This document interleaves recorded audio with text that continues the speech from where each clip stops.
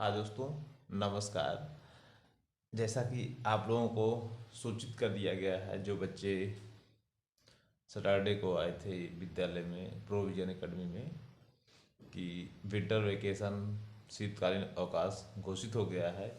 अतः जिसमें सभी बच्चों को 1 तारीख से 15 तारीख तक छुट्टी हो गई है स्कूलों में।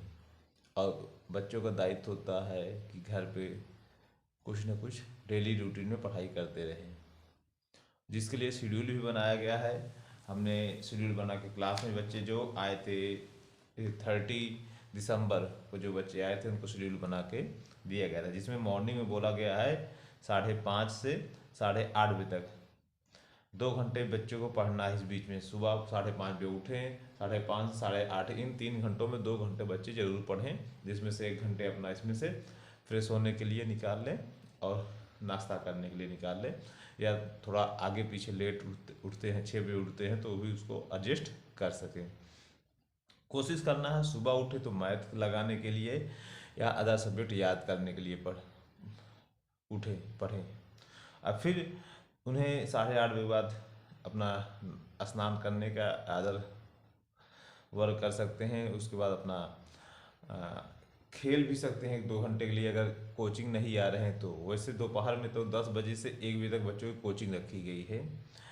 जो बड़े बच्चे हैं वो कोचिंग जरूर आएँ, अपने विद्यालय में ही क्लास चलाई जाएगी। 10 बजे से 1 बजे तक बच्चे क्लास 2, 3, 4, 5, 6, जो बच्चे 7, जो बच्चे अपने आप आ सकते हैं साइकिल से ड्राइव करके या पैदल। उसके बाद घर पे उनका दूसरा सेकंड शेड्यूल है 3 PM टू 5:30 PM, 3 से 5:30 बजे तक, जिसमें 2 घंटे पढ़ना है आपको शाम को।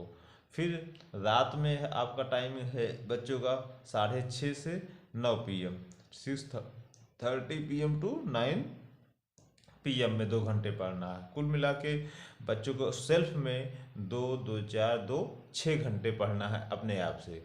उसके अलावा अगर बच्चे कोचिंग आ रहे हैं तो कोचिंग अभी 2 से 3 दिन बंद है। कोचिंग 4 तारीख से हम ओपन कर रहे हैं। 2-3 दिन थोड़ा बाहर रहेंगे तो पर्सनली काम है, तो हम 4 तारीख से कोचिंग ओपन कर देंगे।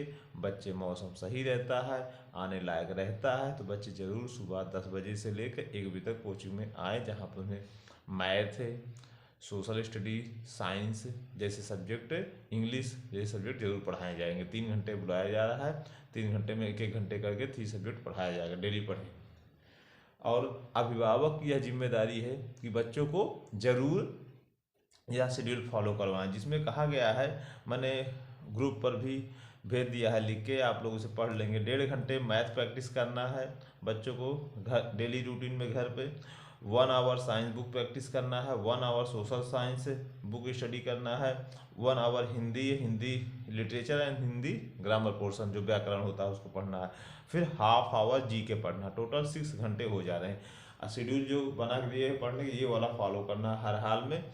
अगर आप अपने आप जोड़ सकते हो, एक्स्ट्रा टाइम पढ़ सकते हो, कोचिंग नहीं आ पा रहे हो किसी कारणवश, तो घर पे आप दोपहर में पढ़ो और अच्छे से पढ़ो उसको। जो चीज़ें पढ़ाई गई हैं, ज़्यादातर बुक 80% सिलेबस कंप्लीट हो गया है ज़्यादातर सब्जेक्ट में।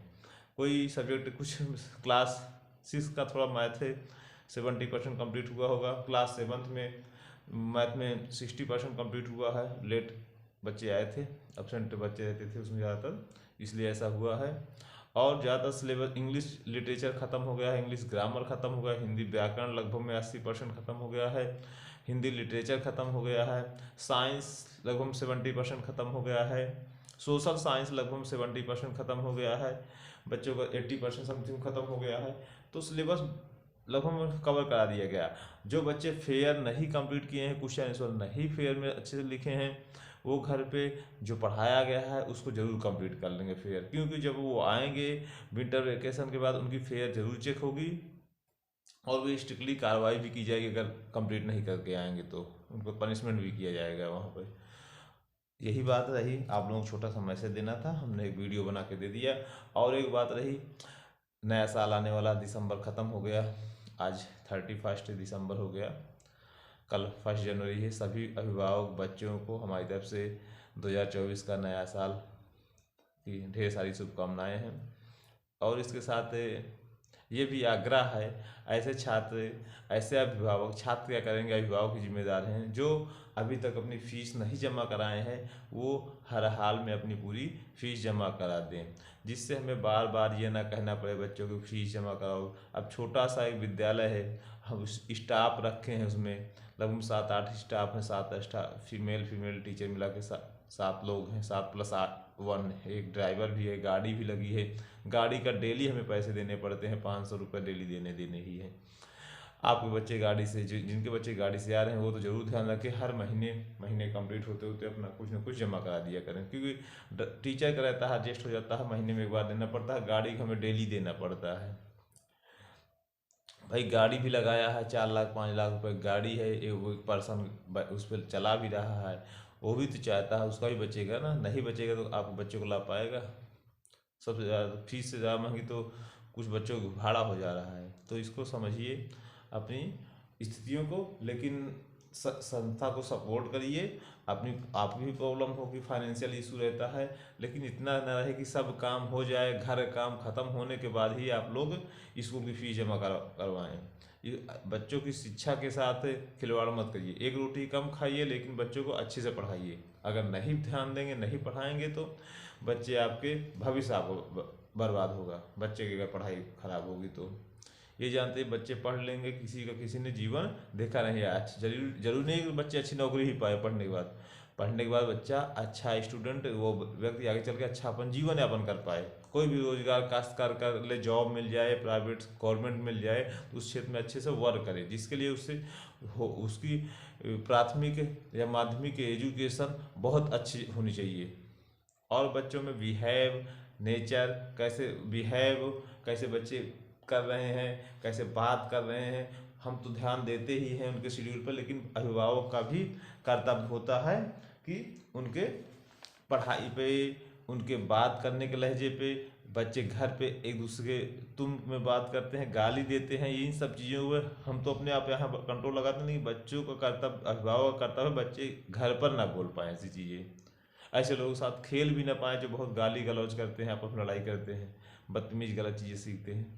अगर आप इन सब चीज़ों पर फोकस करेंगे तो आप बच्चे अच्छा रिजल्ट देंगे। हमने अब पढ़ाई में कोई कोताही नहीं बरती है, भरसक प्रयास किया है। अब इसी ठंडी में सिलेबस कंप्लीट हो जा रहा है, अब उन बच्चों पर ज़्यादा फोकस किया जाएगा जो बच्चे ज़्यादा कमज़ोर है, जिनका रिजल्ट हाफ ईयरली एग्जाम का रिजल्ट बन गया है तैयार है, बस ओवरऑल नंबर सबको बच्चों जोड़ के भेजना ही है बस। इंग्लिश लिटरेचर की कॉपी नहीं चेक हो पाई थी कुछ बच्चों की, इसीलिए 4 क्लास का रिजल्ट न बन पाने का एक सर थे उनका हो गया था थोड़ा अग्निवीर वाले में, बट मेडिकल इशू होने के कारण, अनफिट होने के कारण वो कल दुर्भाग्यपूर्ण उनका फाइनल हुआ भी नहीं उसमें, इसलिए दुख है।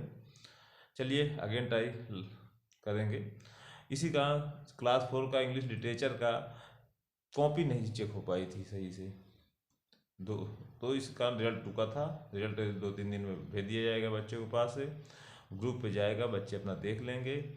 जो बच्चे रियल रिजल्ट है उसमें किसी बच्चे को नंबर प्लस माइनस नहीं किया गया है, इसको हम ना सोचे कि बढ़ा घटा दिया, जो बच्चे पढ़े हैं, जो बच्चे लिखे हैं वही है। हमने अभी इसमें बच्चों को मोटिवेट करने के लिए एक्स्ट्रा मार्क नहीं दिया, लेकिन रियल मार्क्स ज़रूरी है जानना।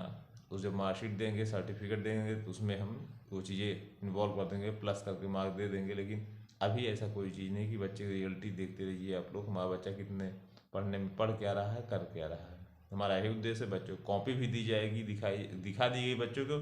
ओवरऑल विद्यालय खुलने बच्चों की कॉपी, अभी जो एग्जाम दिसंबर में हुआ था उसका दे दिया जाएगा। अभिभावक जरूर बच्चों को कॉपी देखा गया करें, बच्चा वहाँ क्या लिख रहा है, कॉपी देखेंगे तभी जानेंगे बच्चे की परफॉर्मेंस। ठीक है दोस्तों, हाँ फीस जरूर एक हमारी समस्या ये है, हम तो अपनी तरफ से मेहनत करें, लेकिन आपका कर्तव्य ये है, हम आपको बच्चों को सुबह से शाम तक पढ़ाते हैं। एक दिन का फीस 10 से 15 रुपये होता है।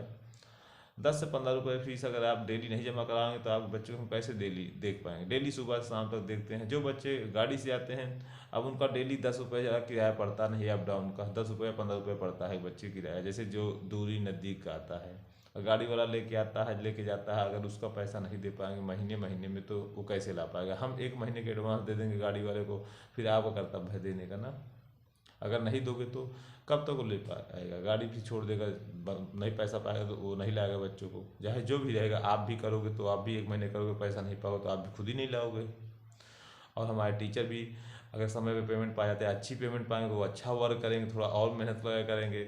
आप लोगों का कर्तव्य है कि कम से कम फीस जो आपका रखा गया है, बहुत अधिक नहीं, एक दिन का 10 से 15 रुपये, किसी बच्चे कुछ बच्चों को 15 रुपये है, कुछ बच्चों को 10 रुपये है एक दिन का, महीने में 30 दिन होता है, तो उतनी फीस जरूर जमा कर दें, जिससे हम थोड़ा कोशिश कर सकें कि छोटे से विद्यालय में बच्चों को शिक्षा दे सकें। और हमारा शिक्षा देने का यही उद्देश्य है बच्चों का भविष्य अच्छा संवार सके। हम देख रहे हैं हमारे क्षेत्र में यूपीएससी या यूपीपीएससी जैसी बड़ी परीक्षाओं में लोकली एरिया में कोई बच्चा फाइट नहीं कर पा रहा, क्योंकि बेसिक बहुत कमज़ोर रहता है, बच्चे आगे जाकर कुछ कर नहीं पाते हैं।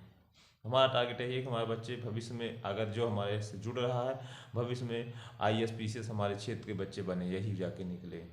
इतना हम टारगेट रखते हैं कि 10 साल बाद रिजल्ट देंगे बच्चे, 10 साल बाद जब ग्रेजुएट हो जाएंगे, 10 साल 15 साल बाद, तो हमारे क्षेत्र के बच्चे आईएएस बनेंगे। हमारा यही एम है, IAS PCS IIT JEE NEET जैसी परीक्षा में हमारे बच्चे निकाल के रिजल्ट लाएँ, उसमें सेलेक्ट हमारे क्षेत्र का भी नाम रोशन हो। बहुत सारे रूरल क्षेत्र हैं जहाँ बच्चे अच्छा कर रहे हैं, लेकिन हमारे क्षेत्र में ऐसा नहीं हो रहा है। इन्हीं सब चीज़ों हमने भी प्रयास किया था यूपीएससी देने के लिए, हम भी उसके लिए स्ट्रगल किए हैं, 7 से 8 साल अपना उसमें दिए हैं, लेकिन हम भी नहीं फाइनली हो पाए, कहीं प्री मेंस में अटक जा रहे थे। यही करके अपना स्ट्रगल की, फिर अंततः है बच्चों को शिक्षा देने का हमने और डिसीजन लिया।